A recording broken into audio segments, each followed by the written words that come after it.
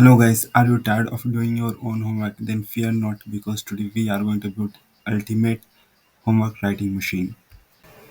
हमें homework writing machine बनाने के लिए सबसे पहले एक सुपर पावरफुल मोटर, एक पेन, एक सेलो टेप, एक बैटरी और एक हाथ चाहिए।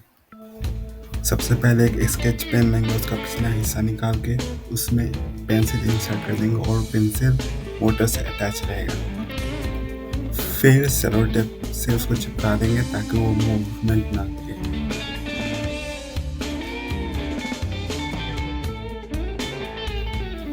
अब उसको हम बैटरी से कनेक्ट कर देंगे। Now it's time to test.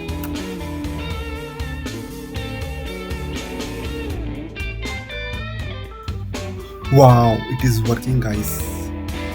Oh my god guys, it just took 0.02 second to write. Oh my god, it is amazing.